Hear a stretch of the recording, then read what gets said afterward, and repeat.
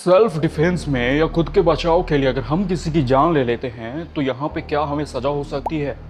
क्या education career पे इसका कोई असर पड़ेगा?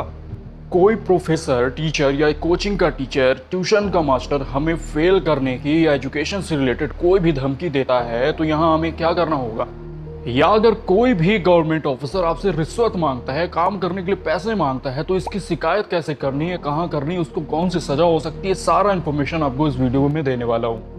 वीडियो में आगे बढ़ने से पहले चैनल को कर लो सब्सक्राइब, क्योंकि 50,000 सब्सक्राइबर होने के बाद मैं लाने वाला हूँ एक स्पेशल एपिसोड और आपके लिए कुछ सरप्राइज लेकर आने वाला हूँ। तो चैनल को इधर ही कर लो सब्सक्राइब और वीडियो को पूरा का पूरा देखना, क्योंकि अगर एक भी इन्फॉर्मेशन आप मिस करते हो तो आप बहुत कुछ मिस कर जाओगे। पिछले एपिसोड की तरह ही आज मैंने 5 ऐसे कमेंट को पिक किया है जिसका जानना आपके लिए बेहद ज़रूरी है और वीडियो को पूरा का पूरा ज़रूर देखना।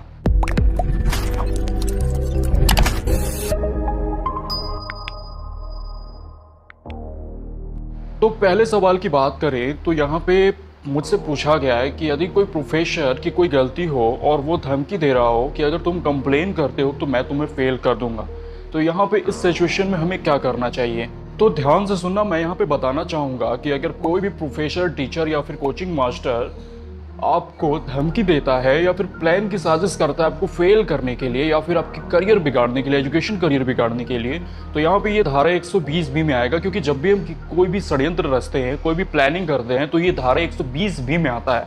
और रही बात अगर आपको नुकसान पहुँचाने की, आपके करियर को नुकसान पहुँचाने की या आपको धमकी देने की, तो ये आपका आएगा आईपीसी सेक्शन 504 एंड 506 में, जिसके तहत कार्रवाई हो सकती है और आप इसकी कंप्लेंट एजुकेशन हेडमास्टर को जाकर कर सकते हैं या आप नज़दीकी पुलिस स्टेशन में भी जाकर कर सकते हैं। अगर वहाँ पे कोई सुनवाई नहीं होती तो आप अपने नियर कोर्ट में चले जाओ, वहाँ पे अपील करो, वहाँ पे एप्लीकेशन लगा दो, एक कंप्लेंट कर दो कि मेरे प्रोफेसर ने मेरे साथ ऐसा ऐसा बर्ताव किया है, ऐसा ऐसा वो कह रहे हैं, इस तरह की धमकी दे रहे हैं। इस पर ज़रूर से कार्रवाई की जाएगी।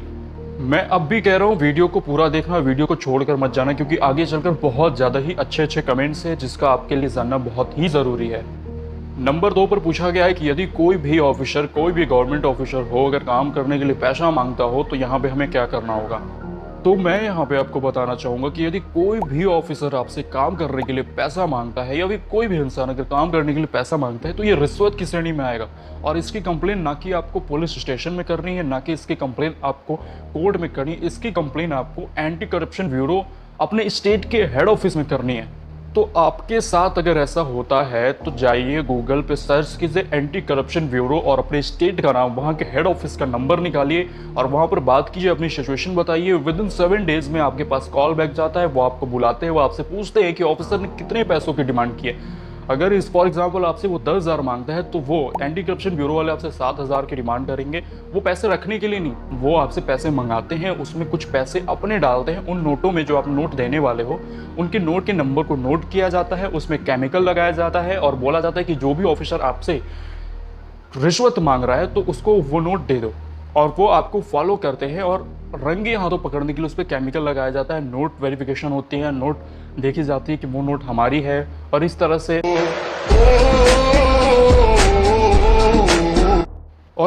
से उस अधिकारी को, उस ऑफिसर को रंगे हाथों पकड़ लिया जाता है। नंबर 3, इसको बड़ा ध्यान से सुनना, बहुत केयरफुली इसको सुनना, बहुत इंपॉर्टेंट है।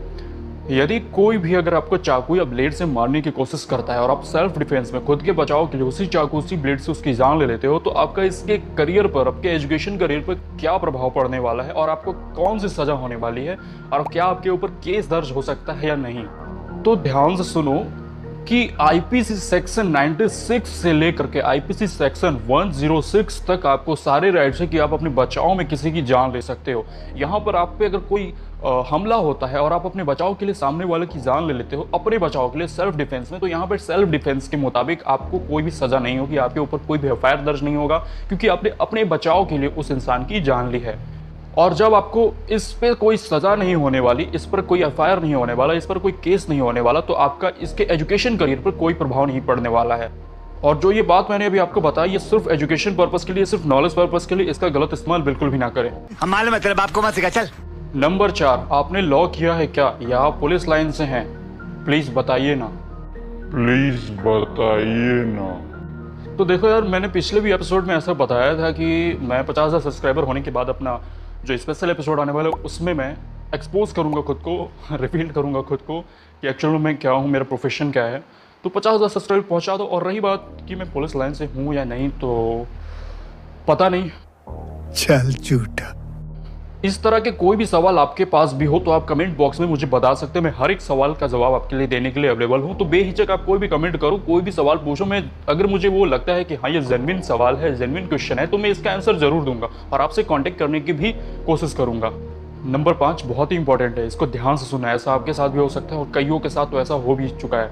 तो अगर आपके आसपास या आपके परिवार में या फिर किसी के साथ भी ऐसा कुछ हुआ है तो ये वीडियो जरूर उनको शेयर कर देना और लाइक कर दो वीडियो को इधर ही। तो चलो पढ़ते हैं आगे।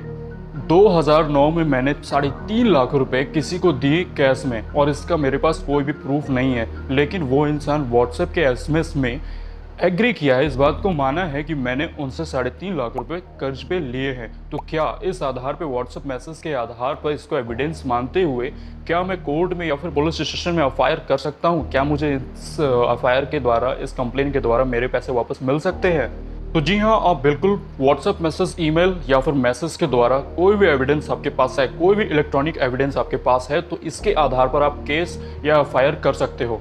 एविडेंस एक्ट 1872 सेक्शन 65A और 65B के तहत आप कोई भी इलेक्ट्रॉनिक एविडेंस जैसे व्हाट्सएप मैसेज या फिर ईमेल या फिर शॉर्ट मैसेजिंग जो होती है, उसके एविडेंस के आधार पर आप कंप्लेन बिल्कुल कर सकते हो। बट यहाँ पर एक कंडीशन अप्लाई होती है कि आपको सेक्शन 65A के तहत जो आप एविडेंस दे रहे हो कोर्ट में, जो एविडेंस आपने व्हाट्सएप जो आपका मैसेज है वो एविडेंस है, तो उसके साथ आपको सेक्शन 65B के अनुसार से एक सर्टिफिकेट अटैच करवाना होगा, तब जाकर के आप उस व्हाट्सएप एविडेंस को कोर्ट में दिखा सकते हो।